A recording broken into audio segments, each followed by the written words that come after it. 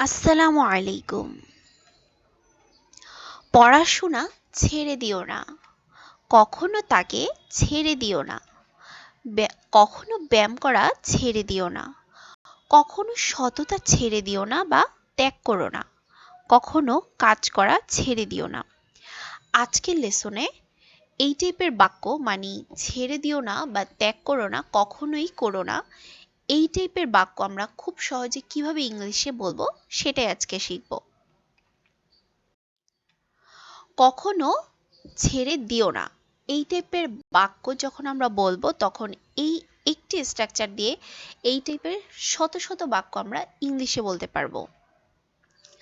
স্ট্রাকচারটি হলো never give up plus ভার্বের ING plus object.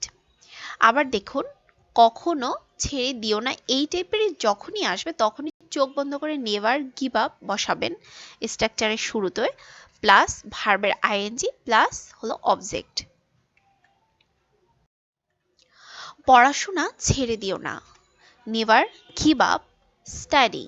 দেখুন, নেভার গিভ আপ হলো স্ট্রাকচারের এবং তারপর হলো ভার্ব হলো এখানে স্টাডি এবং ভার্বের আইএনজি হলো স্টাডিং।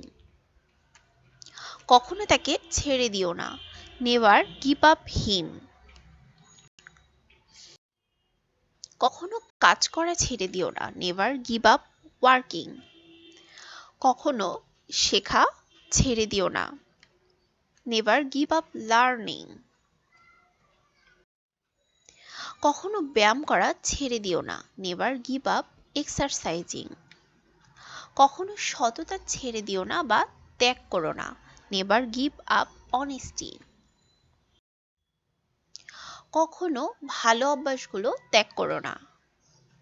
এই বাক্যটি অবশ্যই আপনারা তৈরি করবেন। কখনো হাসি দেওয়া ছেড়ে দিও না বা বন্ধ করিও না বা ত্যাগ করো না।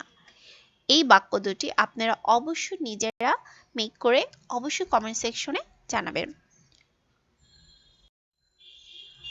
আর হ্যাঁ, এই টাইপের বাক্যগুলো আরও বেশি বেশি নিজেরা প্র্যাকটিস করুন বানিয়ে।